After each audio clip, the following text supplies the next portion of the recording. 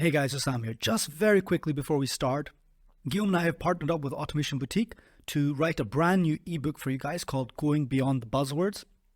It's an amazing ebook that goes through all the things about automation, data, and processing that just simplifies the topics just in the way that we do all the time in Corporate Treasury 101. To pick up your copy, just go into the show notes and click on the link, or go to the website and find the partners page where we have a link to the ebook there as well with Automation Boutique. And then here's the episode. Welcome to the Corporate Treasury 101 podcast.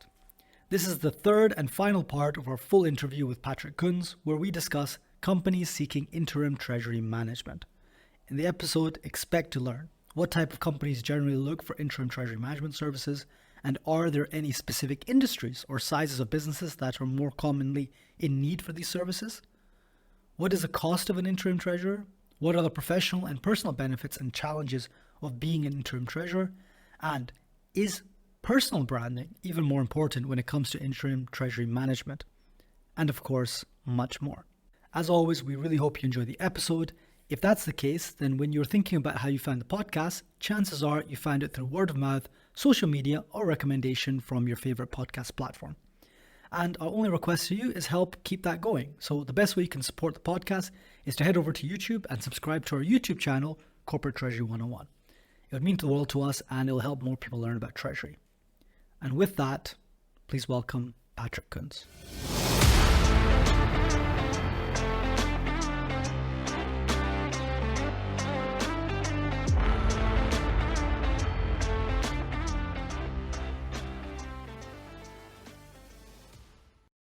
Talk us through how you get hired into companies, Patrick. So are you competing with the consultants and the treasury outsourcing companies and whatnot? Are you in like one RFP with all of them? Or are you really, do people really go out saying, no, I need an interim treasurer? And then what's the recruiting process or the hiring process around that? Yeah. So there are different ways for a company to do it. They can do it themselves.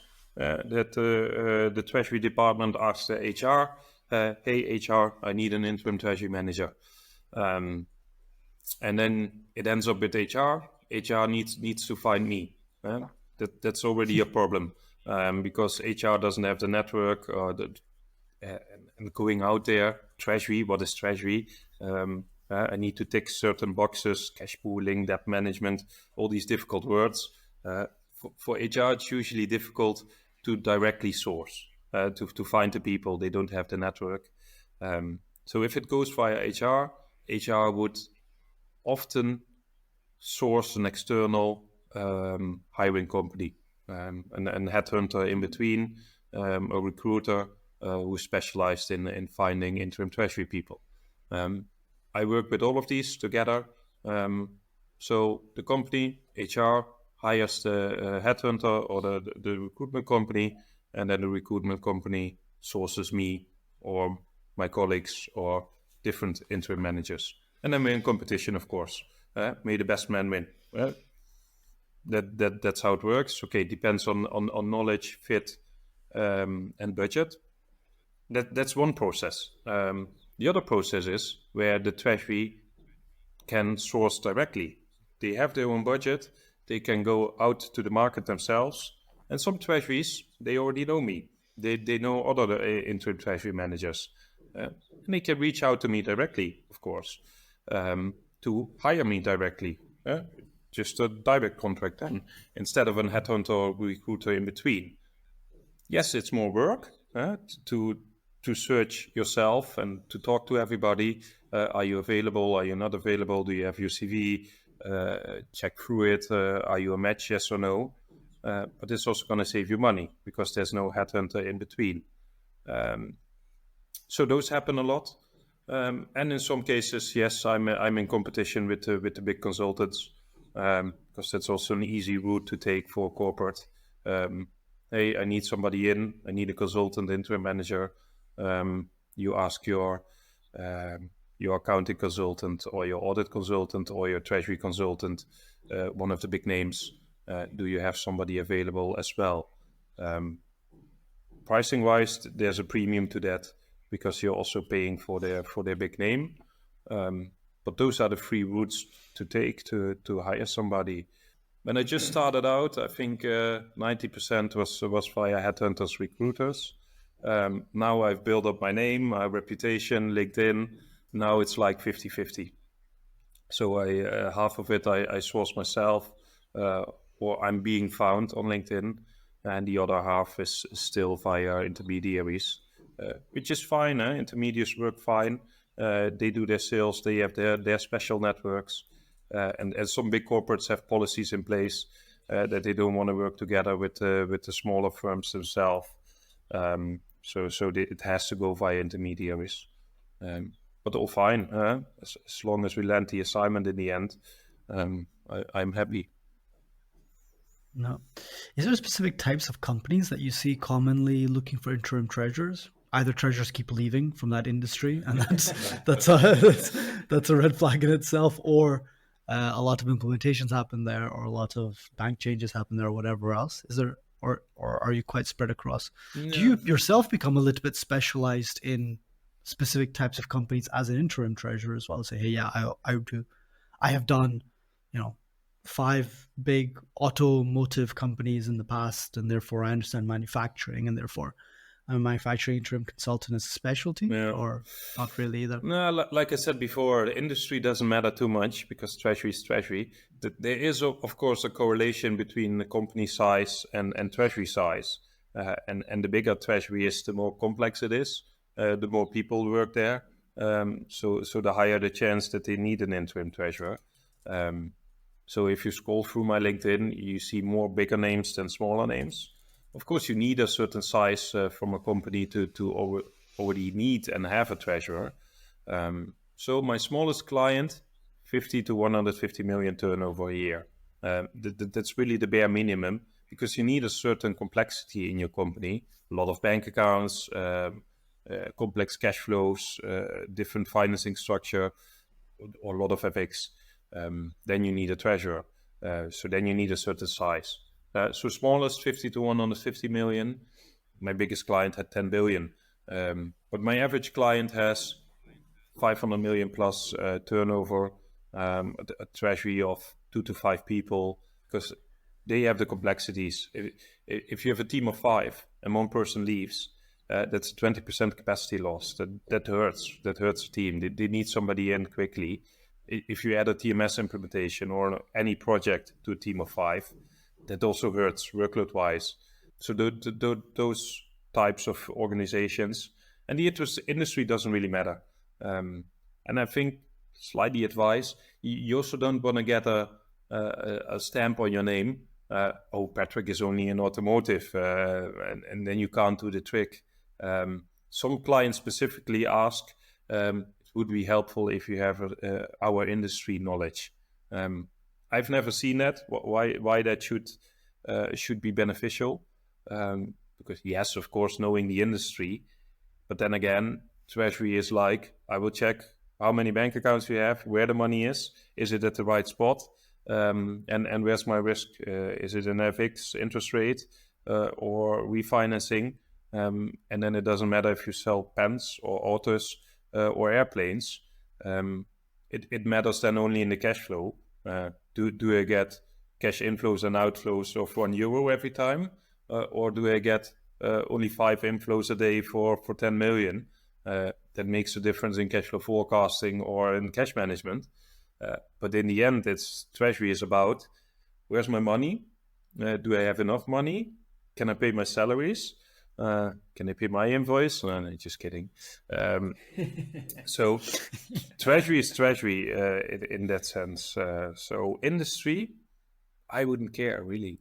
Amazing. That was a great treasure crash course. Thank you. I think we just summarized our entire podcast series, Patrick. Okay, I don't know why we did 200. I don't know why we did 200 episodes. I might as well just got you on for 5 minutes to summarize treasury for us like that. That's what I do. It's so easy. That was a good summary. It was a good summary. Very good. Very good. Can you give us an idea of the cost range that people are looking for when they get interim treasurer versus an FTE, let's say? How much more expensive are you than a full-time hire? So that at least people know, okay, if I have Patrick or equivalent for 6 months, it's going to be a factor of 1.5 to more than the hiring a full-time person? Okay, interesting question. Yeah, you should never compare with salary or with Okay. FTEs because it's first of all it's a different budget. It's a different way of paying somebody. Yeah, I'm invoiced there, so I'm always on an hourly rate. Yes, money is sometimes a discussion. So I'm at a 100 euro an hour plus range. So Okay. that's where I start. Usually on average I'm at a 125 plus, but it depends on the assignment. Okay, if your budget is 70, 80 euros, then I'm way overqualified. Then you're talking cash managers, analysts. Yes, I could do that, but then I'm too expensive. And of course, I will change my rate. A group treasurer, treasury director rate is slightly higher than a treasury manager rate, or but that's titles. I've been with companies where cash manager is the end responsible person in treasury. So even though it's only cash Just manager, it's group it's treasurer it's nonetheless. it's indeed it's a group treasurer. So no, if it's about the money, then I should already be in. Okay, if we're close together, it's a negotiation. We should always uh, end up shaking hands there. It is, of course, it has to be talked about because Yeah. if the expectations and the reality is too far, not even On both close, sides. it should work both sides. But yes, you also have to factor in, yes, it's much more expensive than salary. But if I only have to stay 4 to 6 months, after that time, it goes back to zero again. And because of my experience, I don't need training. I need less training. I can do the same things in less hours. I had that with one client once where the budget was too high. So I told the client, okay, let's take a pen and out of these 10 tasks, let's mark the 6 or 7 which are really important to you and forget about the other 4. And then I can do it in 24 hours. And so we had a match there. I only worked 24 hours for this client. It was within his budget, and his main operational tasks were done. I didn't focus on the projects because I didn't have time, but the operations were covered. So the group treasurer was happy there. So budget-wise, this should always be a solution because it's always temporary.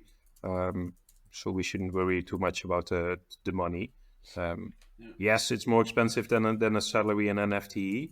But then again, if I stay 4 to 6 months and somebody on salary stays 3 to 5 years, yeah, it ends up and it's different budgets. Salary budget is usually the HR budget. I come out of a consultancy budget, which is a different bucket. I was even with a client once who he didn't have budget to hire people FTEs, but he had consulting budget, so he could hire me specifically for a certain job and project for a certain time because he had budget for me. Same other way around. I was with a client once, and he said like, "Yes, my budget is with HR, so it's very difficult to hire you." So he was pushing for a salary solution where I go on a payroll. Some interim managers do that. They can go on payrolls. I don't do that. I also cannot do that because of the way my own company is set up. I'm already on salary. I'm on salary with my own company, so I am already on payroll. So I cannot be on payroll twice. And tax-wise, that's not very beneficial to me. But some interim managers can do that. I think it's less interesting money-wise, but hey, that's different story. It's more about taxes. So yeah. Yeah. Thanks for sharing that, Patrick. To put things a bit in perspective as well, I want to bring up to the attention. So some of our people from our audience will have worked with consultants. the cost that you just highlighted here is very reasonable when you compare it to a consultant rate, for instance. Not that I enter into the details, but that sounds very reasonable. And that being said, you definitely bring that consulting experience on top of the interim treasury assignment, right? Yes. The 10, 15 companies you've worked at, the different structure, different processes, different systems that you have experience on. That's experience that some consulting company would die for when looking for to hire, I don't know, treasury manager or even above. Yeah. So that's something really, and that's not taking into account neither the potential savings, and I think you've highlighted it at the beginning of this episode, but like there are significant savings that you can come and directly identify because and thanks to that experience that hiring a typical FTE wouldn't come with, and B, certain consultant will charge much more because of the saving structure that they would bring together. Yeah. So that sounds like a very, very reasonable No, indeed. I think more than half of my clients, bottom line, if I do the calculations, I save the money. So the money I saved, especially if you look a longer range after I leave, it's a positive business case story. Of course, it's sometimes a convincing story. So I come in with, I also do my own business development, and then I pitch with clients, and I'm also trying with those company ranges where you don't have a full-time treasurer, but you're big enough to have treasury complexities. So the CFO, the group controller, does treasury on the side. So they do a little bit of debt financing, they do some FX hedging, or they look at their cash management once a week. I know I can save money for these clients because a treasurer, with all respect, say CFO, I'm a treasurer, I know all about treasury. CFO, you know much more than me about different things and have different responsibilities. But without arrogance, I can do the treasury better than you can. And doing a treasury better means, it's very easy, it's all about the money. So doing a treasury better means more efficient and cheaper. So it's just a price times quantity calculation. And I'm really being quantitative now, really rational. Just do the calculation. If I can come into a company, do the hardcore grinding and look at cash management, FX, debt, all the stuff which costs money, and do all the optimizations. 2 months is going to cost you whatever, 40, 50K. If I can save 60K, and usually it's recurring cost, there's already your business case. But again, this sale is very difficult to make because some CFOs, some controllers, some companies, CEOs, they will feel offended like, why can you do it better? Or feel ashamed like, why have we left all this money on the table all the time? But yes, my rates are fair. This 125 euros an hour against the consultants, the big names. That isn't a lot. But I just told you, I've never been without an assignment in the last 9.5 years. I don't want to have this very high rate, and I could probably ask it for some clients, but that would probably mean, because of a higher rate, that I'm sometimes without an assignment, and I wouldn't like that. I would be bored. So I rather be busy, and it's not a rate where you say, okay, I feel well compensated for my knowledge and what I do, and I'm busy all the time. So now I like what I do, and that keeps me busy. It's a trade-off between rate and competitive offering, of course. Yeah, between the free time in the Bahamas versus enjoying the treasury life. Indeed. I could do a lower rate for the Bahamas if they. I do want some accommodation close to the beach then. Yeah, fair. Also, Patrick, for treasurers or maybe people in parallel industries but interested into pursuing a career in interim treasury management, what recommendations would you give them? Like, how does that work? Yeah, you create your own company, you start, and you go out there and say, I'm an interim manager, and then you hope to get hired. That's a very short cut. Of course, That's also the advice I got when I was 30 years old. Patrick, you need this knowledge. Yeah? You need to be 50 years old and have done it all. Right. And then people hire you. People won't hire you if you don't have the knowledge. So you do need some entrepreneurial spirit to go out there and get your assignments. The assignments are not going to come to you automatically. You need to be found.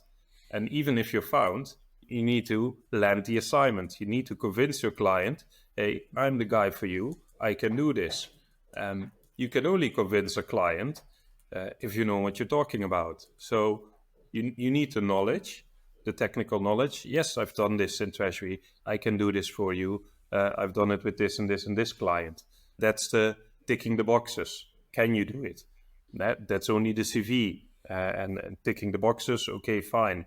But then the rest is the person. You also not hiring all these boxes, all this technical knowledge. You're also hiring specifically Patrick Kunz, who is a certain type, who is a certain character. Do they fit in the team? Do they match with the other treasurers or the managers in the team, with the rest of the organization? Yeah, and you win some and you lose some on there. At the beginning of my career, sometimes it was a disadvantage that I was 30, 31 years old. People were like, you lack this 25 years of knowledge. And I have another interim manager who has already 25 years of knowledge. I'd rather go for him. But then I had another client, fintechy, very young organization. They said, maybe this old grey person, 25 years experience, he has the technical knowledge, but he will not fit in the team, or she. And I fitted in the team much better. So I think 80% is, of course, ticking the boxes, knowing what you're talking about, and can you do the job? 25% is that a click? Do you fit the team? And your personality, does it match?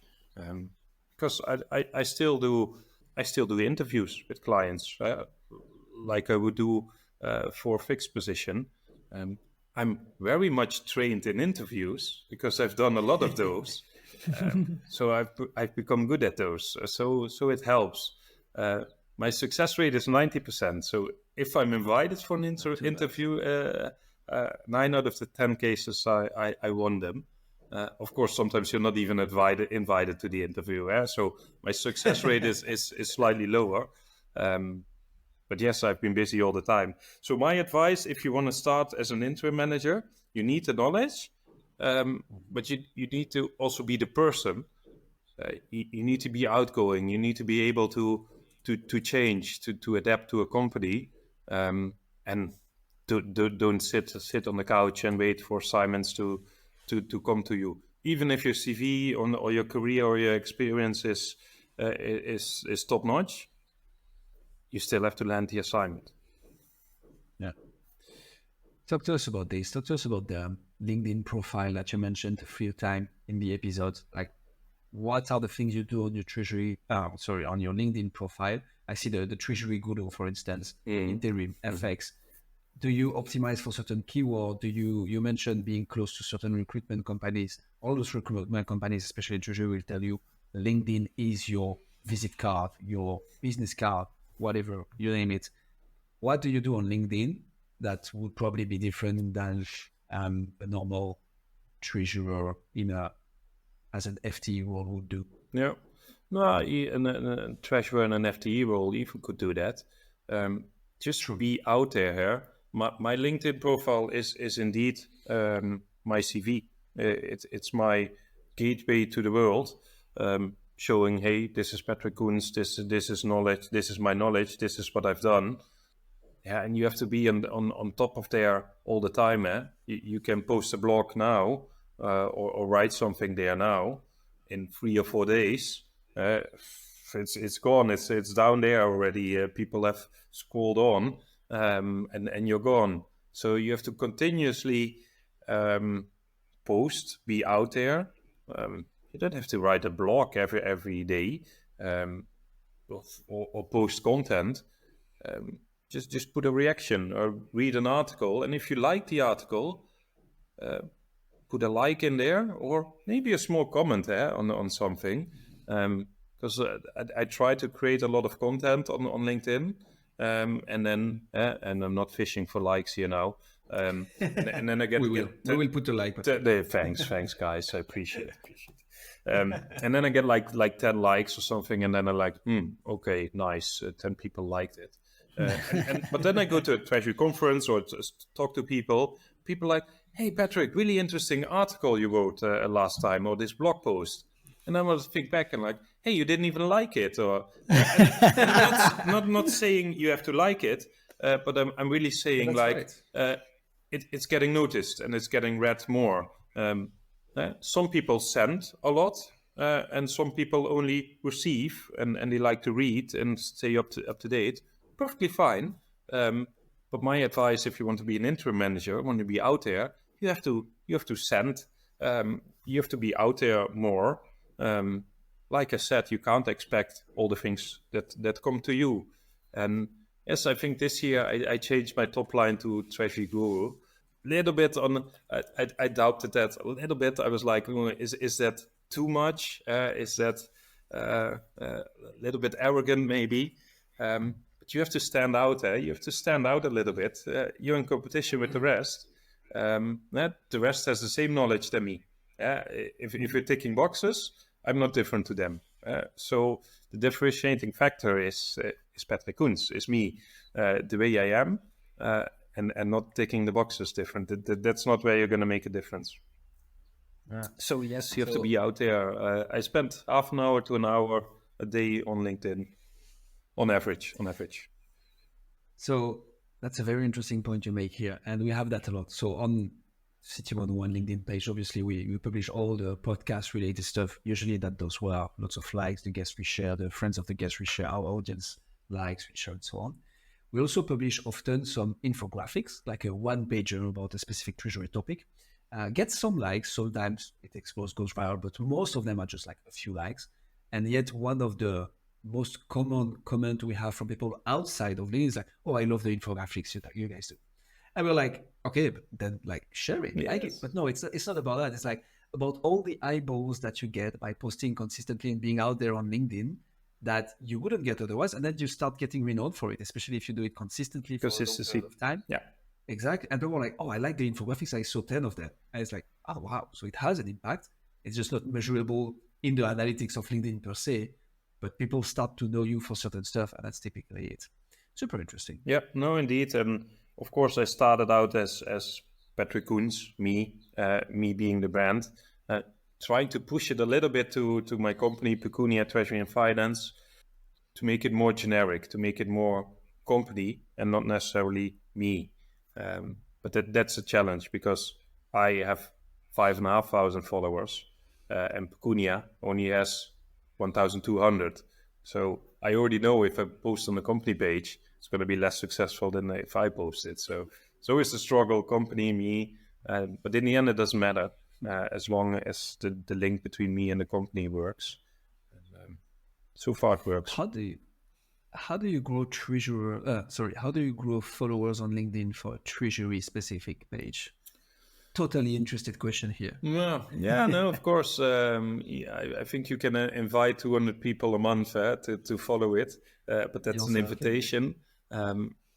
I try to post the content on both on my own company and on mine, and then trying to share so you can at least see I'm sharing for my company page. But even then, nobody knows how the LinkedIn statistics work. The algorithm works. In some cases, maybe company pages are higher than personal pages. You have a certain fan base in your LinkedIn who see your content more than others do, because others are like, I didn't even see your content. Depends on the amount of connections they have, obviously. So I agree. The only thing is, even if you have a great post, if nobody sees it, it's lost, and it's down there again. So consistency is key. Post a lot, post more. And I sometimes see that. I track my connections. And of course, I go up in connections. And sometimes I have like this blimp in connections. It's -1, -2. And then I always wonder like, oh, what happened to this person? What did I say or do that they say, okay, Patrick, now it's too much. I'm out. Goodbye. I don't know. Or they remove their LinkedIn profile. You never know. But it always makes me curious, like, what post pushed them across the line to say, bye, I'm out? You'll never find out, but just the funny statistics. You guys have that sometimes as well, probably, where you go up, and then you go back a little bit, and then you're like, no, why? Don't take it personally, Patrick. They No. might just be cleaning up their LinkedIn followers, or they might have disconnected their LinkedIn or Exactly, whatever, right? exactly. So you don't know what's going on behind the scenes. And I will say also, people buy from people, not from companies. It's one of our favorite lines. So having a personal brand, especially in today's day and age, is arguably more important than the company brand. Yeah. Especially for someone like you, where, like you said, you're not that different to other interim treasurers, but the difference in skill set, let's say, but the difference is Patrick Kunz himself. So No, perhaps indeed it makes sense for you to really push your personal brand, as people will hire you because you're you, not because of your skill set. Indeed. Because the skill set is perhaps average on the market. So I think that makes sense. Patrick, you covered a couple different pros and cons about being interim treasurer. Could you just summarize those for us on both sides? So professionally and personally, what are the pros and cons of being interim treasurer? Yeah. Well, pros, you move from company to company. You gain a lot of knowledge. You see a lot of kitchens from the inside. The money might be slightly better, but it should never be about money. So those are the pros. The cons are, if you're an interim manager, you don't have the security on a fixed salary. You don't get paid if you're on holiday. You have to find your own assignments. You have to keep finding assignments. So that has to fit your character. And the con is sometimes you're this external guy who's not invited to the Christmas drinks. Well, usually I am. Usually I am. So we feel some resentment here, Patrick. Who was it? Who didn't invite you, Patrick? Name and shame them.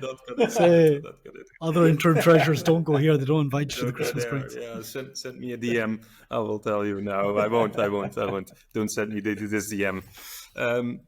So that it's all about the flexibility. It's fun. You will learn a lot in a short time. You see a lot of kitchens from the inside, but you have to deal with the uncertainty of maybe not having an assignment 2 months from now. You're basically an entrepreneur if you do that. You have to be able to live with that. I talked to a person a couple of months ago who said, Patrick, I want to be an interim manager. It looks so cool what you do on LinkedIn. And of course, it's part of the show that on LinkedIn it might look very cool. But I also told him, like, how can you sleep if you don't have an assignment for 1, 2, maybe 3 months? Because if you have nothing, it's times 0. You have no cash flow. Are you able to? Will you get nervous? Can you sleep? He said, no, I will get very nervous. Then I'm like, maybe don't do it. I wouldn't get nervous.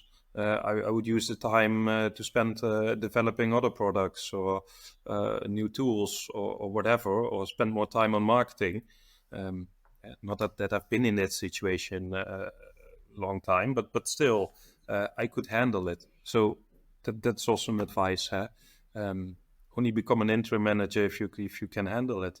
If you can handle the downtime, if you can handle the ups, you also have to can handle the downs.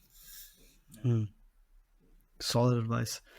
Are there any specific services that you offer your clients as interim manager, or is it really just across the board, like you said before? Or is there anything that you don't do? Is there any treasury task you don't do? No. Is there a day when you will stop doing KYC? Start saying no to KYC. Don't ever want to do KYC again. No, I will still do it. No, I won't say no. Again, it's a trade-off between money and task, certain level.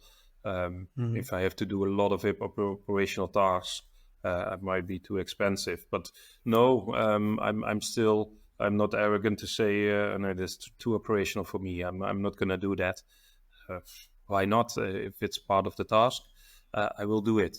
But yes, service offering, that's a nice one. I'm trying to build a company, not necessarily Patrick Kunz as an interim manager. The problem is Patrick Kunz as an interim manager is very successful, so I'm always fully booked. So I don't necessarily have time to build extra services. But I do on my company website, I do have a treasury scan, for example, which is a quick and dirty way with a checklist and a questionnaire for new clients to come in. Is my treasury good? Is my treasury good enough to get a treasury checklist? Do you get a red cross or a yellow check mark on all the treasury items? And it's very cheap one. It's only €800 because it's quick and dirty. With the questions I'm going to ask you, I'm going to find out, okay, this one is okay, this one is good. Okay, here you don't have much attention. Maybe in a follow-up assignment we focus there, and I'm going to save you a lot of money. I do the same with foreign exchange. There's a lot of potential there, and I don't want to be bank bashing, but the cost of FX trading, it's usually hidden, and you've done podcasts on those because I've heard them. They are often hidden in the rate, so it's not like you get you buy something and you get an invoice. These were your costs because it's hidden in the rate. So there's a big saving potential there. So I build an FX scan. I even do that one for free because it only takes me half an hour. Again, quick and dirty. These are the 5 deals which I've done at that rate. If I get a timestamp on it, I will look back on what the margin was on that FX deal. And then I can help the client, hey, let's interpolate to a whole year. This is the volume, this is the saving. We can save you a lot of money, yes or no? And often it's a yes. So that's an extra service. And now I'm expanding a lot with Pecunia because I've seen how can I grow as a company. I'm at my limits. I already at 50 hours a week. I am at my certain price level. The only growth I have is a higher hourly rate, which is a difficult sell to make, one that I don't necessarily want to make. And sometimes I get requests in, and I have to tell the client, sorry, no, come back now. It's come back in March 24, because that's when I'm the earliest available. So if a client comes in now, I'm like, sorry, no, I cannot handle more clients. I'm already at my capacity. And then I always feel bad, like, there was a potential client there, and I have to send them away. And I'm happily sent them to my colleagues. But it was very ad hoc be doing that because I didn't know what was available. So what we did, and I'm the most commercial one. I'm the most active one on LinkedIn. I go out there. So I talk to my colleagues, my other interim managers. It's about 40 of them. And I told them, what if we work together? What if I have an assignment coming in and I tell the client, yes, we can do that. You're not getting Patrick Kunz. You're getting a different consultant. I know those 40 people we work with. They are subcontractors from us. So they're not on my payroll. I contract them. I know their skill sets. So I can judge, okay, this guy can do this 80%. This guy can hit the ground running. He can do that immediately. And it's going to help me, working together with 40 associate consultants, to build a bigger brand and a bigger Pecunia. So we just launched that last month. We've been building that on the background. So basically, if you ask me for an interim manager now, I have a pool of 45 people which I can ask and then put on assignments. They're not all available. Approved by Patrick Kunz. Approved by Pecunia. No, definitely, and it's a way to work together as a market, and of course my fellow interim managers. yes, we're competitors, but no, we're colleagues. And no, we're colleagues more often than we are competitors. So we're all better off working together than treating us as competitors. And I think 95% of the market sees it like that. I do have some interim managers in Treasury who don't want to link with me, who see me as a full competitor. Fine, no hard feelings, good luck. The other 90%, we are friends, we know each other, we help each other out. We even have a WhatsApp group if people have questions there. Hey, this bank has 20 pages of KYC. Does the other banks also have that? Then we help each other out, and or very specific questions. Hey, I'm trading some African currencies. I'm seeing huge spreads. Do you have other banks? And that way we help each other out as a pool of consultants, as a Q&A, but also giving each other assignments. It's all in our interest to work together. And then the idea really is for Pecunia to take a stand against a big consultant, moving slightly away from this one-man show, Patrick Kunz, to really Pecunia being a big treasury consultant, bigger treasury consultancy. Very nice. Patrick, one last point. You speak at a lot of events, or at least at your finance, we've seen you in many panel discussions and so on. Is that part of the personal branding that we just touched upon? Is it rather for signing clients on the spot? Because your finance is obviously known to have many treasurers there. I mean, networking is an important part of it. Or is it just for fun? Like, what role does speaking at events on top of being very present on LinkedIn and so on plays for you and for the Interim Treasury Management part of it? Yeah, it's a little bit of everything what you mentioned. If the goal is signing clients, you're doing it for the wrong reasons, right? Yeah. So for me, main point, it's fun. It's fun to do. I like to be on stage and talk about treasury. I don't necessarily like to be on stage. I like to talk about treasury. The first time I was asked for this, I was very nervous. I was like, oh my God, I have to be on stage. 200 people are looking at me, or 150, doesn't matter. But if I say something stupid or I don't know. So again, if I would have said no, I wouldn't have been here where I am now. So yes, it's part of the personal branding as well. It's part of my brand to be on stages and be in webinars and in panels every couple of months. And I'm being asked for that, which I take as an honor. And the fact that I like doing that, I like to talk about treasury, I do have this knowledge, so I can easily do it.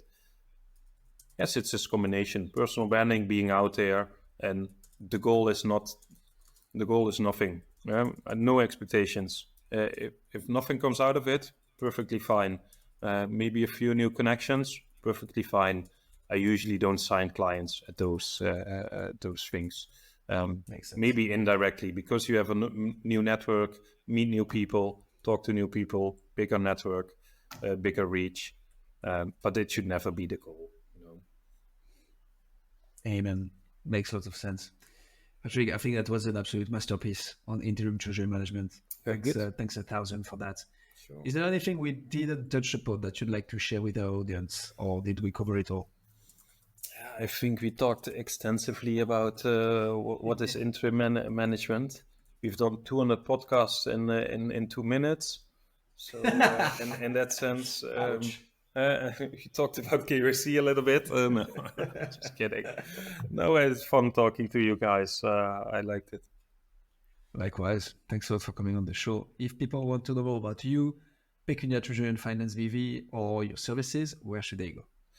They can go to my website, pecuniatf.nl, or on my LinkedIn, and invite me as a connection. I'm happy to link. I'm going to accept you if you're treasury related. Yes, let's share network. So, yes. Yeah, we'll do. We will post all the link in the descriptions. Patrick, thank you so much. Yes, thanks as well. Thanks, guys.